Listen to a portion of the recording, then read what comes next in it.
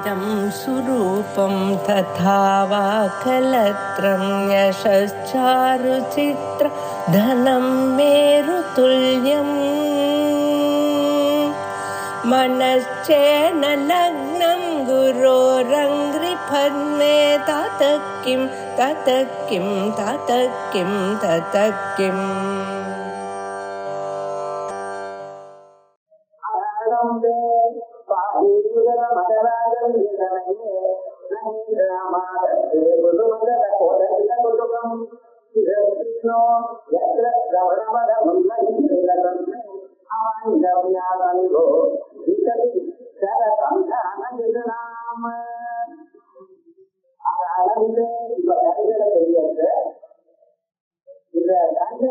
காது வரைக்கும் போயிருக்குன்னு சொன்னேன். இந்த கண்ணத்தில் காதுக்கு சேர்றதுக்கு நடுவுல ஒரு இடம் இருக்கிறதுல கண்ணஸ்தலம். அந்த கண்ணஸ்தலத்தை இங்க சொல்லுகிறார். இந்த வளைஞ்சதான இந்த காது முழுக்க இருக்கு. அந்த காதுக்கு பக்கத்தில் இருக்கக்கூடியதான ஒரு பகுதி இருக்கிறது, வளைஞ்சதான ஒரு பகுதி.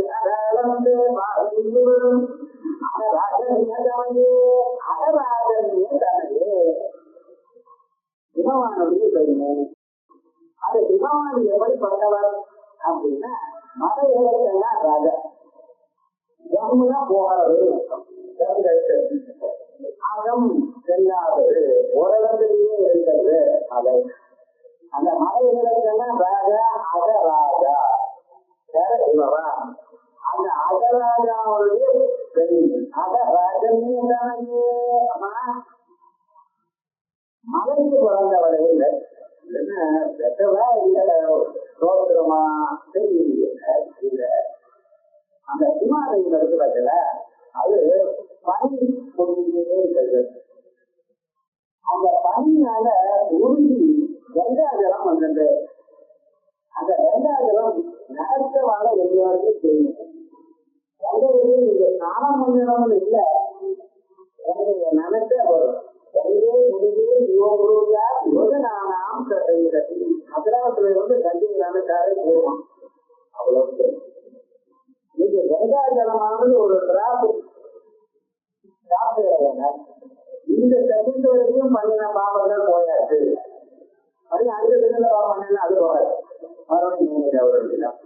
அதனால சாதாரண என்ன பண்ணுவா, கால சந்தர்ப்பத்துல கங்கையை கொடுப்பான். அப்பதான் அது வரைக்கும் இந்த வாழ்க்கையில பண்ணினதான எல்லா பாவமும் போகும்.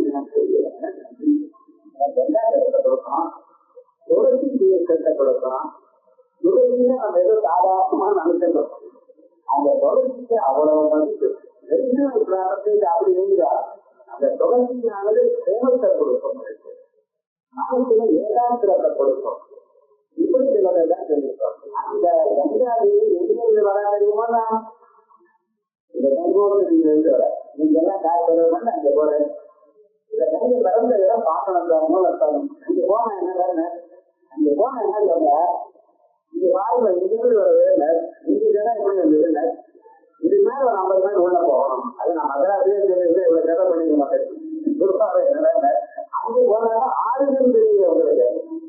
ஏதோ ஒரு இடம் காட்டுறான், இங்க இருந்து வேலை வர தெரியும். அந்த முதல் ஆறுகள் காட்டுன்னு சொல்ல முடியாது. நதி மூலம் யாராலையும் சொல்ல முடியாது.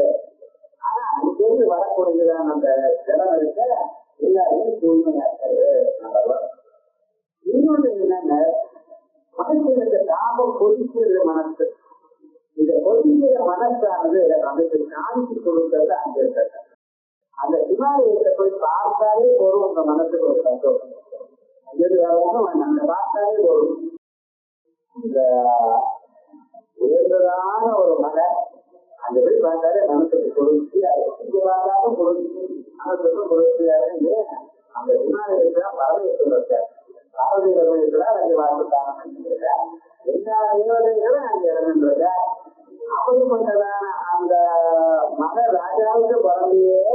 அதனால என்னங்க, அது இறந்தவருக்கு நன்மையை கொடுக்க போகிறதான மலை. அந்த நன்மையை கொடுக்க போகிறதான வம்சத்துல பிறந்த நீங்க எப்படி இருப்பேன், நல்லதான் கொடுப்பேன். அதான் அந்த ராஜனையே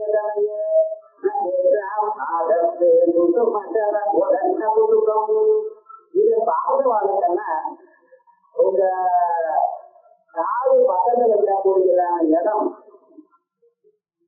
பார்த்தீங்கன்னா அது என்ன பண்றோம்னா அந்த காது முழுக்க வில்லு மாதிரி இருக்கு. இந்த கண்ணால இந்த நடுவில் இப்படி போறது. அதனால இந்த வில்லுக்கு நடுவில் இந்த அம்பை குத்தி வைக்கிறா போல இருக்கும். அம்பை அந்த வில்லுல இருந்து விட்டுட்டு போறா போல இருக்கும்.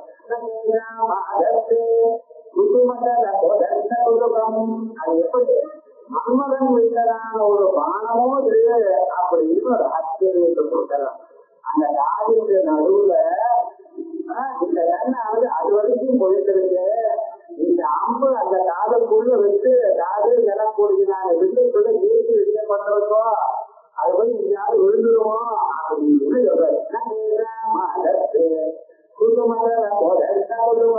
அது எப்படிப்பட்டது மன்மதனுடைய காதலுக்கு வில்லிலிருந்து வரக்கூடியதான் நாம் போல் மன்மதன் வச்சப்பட்ட அவர்கிட்ட ஒரு வில்லு இருக்கு. அந்த வில்லை பத்தி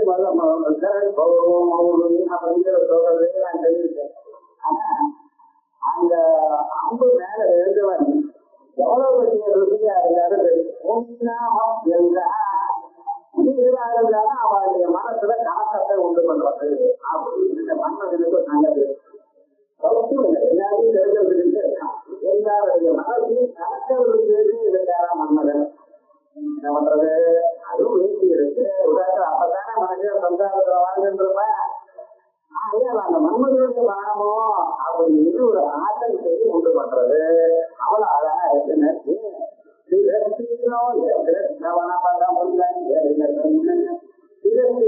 அதுதான் இருந்து கொண்டு இந்த வீட்டாவது மேல போன அப்ப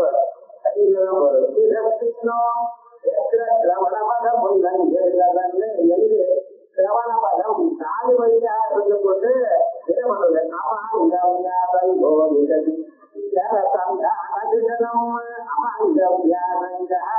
இந்த கடாட்சம் தீர்க்கமாகிறது. அந்த சர்வசந்தானம் பண்ணிருக்கோ அந்த வில்லு கூட இருந்து வெளியில போறதோ அப்படின்னு அம்பாசியை கண்டு அந்த காது வழியாக வெளியில போறா போல அந்த போய் உலகத்துல எல்லோரையும் மற்றவர்களா போல இருக்கு அப்படின்னு ஒரு ஆச்சரியமான. ஏன்னா காது இருக்கு கண்கள் இருக்கு. ஆனா கண்கள் நீளமா இருக்கு. இந்த காது ஒழுங்கு அழகா இருக்கு. அது நடுவில் இருக்கக்கூடியதான இடத்துல அந்த கண்ணத்துல இருந்து அவ்வளவு அழகா இருக்கு. அவ்வளவுதான் இந்த ஸ்லோகத்துல வரணும். ஆனா இந்த ஸ்லோகம் இது என்ன நகரே இல்லையே அப்படின்னு சொல்லக்கூடாது. இந்த ஸ்லோகத்துக்கு என்ன பலம் ஒரு 10 தடவை இதை படிக்கிறது நான் எழுதினேன் அப்படின்னா ராஜாக்களா இருந்தாலும் சரி அவ உங்களுக்கு அர்த்தம் ஆயிடுவா. இந்த கவர்மெண்ட்னால ஏதோ ப்ராப்ளம் வரலாம் இல்லையா அது எல்லாம் போயிடும். இது வருது இப்ப சொல்லணும். இப்ப ராஜா என்ன பண்ண போறாரு இது போல அரசாங்கத்தினால வரப்போகுதுனால துன்பங்கள் எல்லாம் போய்விடும். இது ரொம்ப முக்கியம் மனுஷன். ஏன்னா அவன் சௌக்கியமா நிம்மதியா இருக்கிறீங்கன்னா இந்த வெளியிடத்துல ஒரு கிராமம் வருவார். அது வராம தடுக்கிறதுக்கு ரொம்ப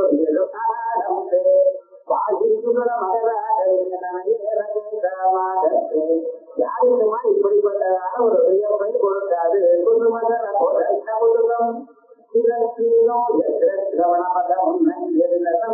அவன்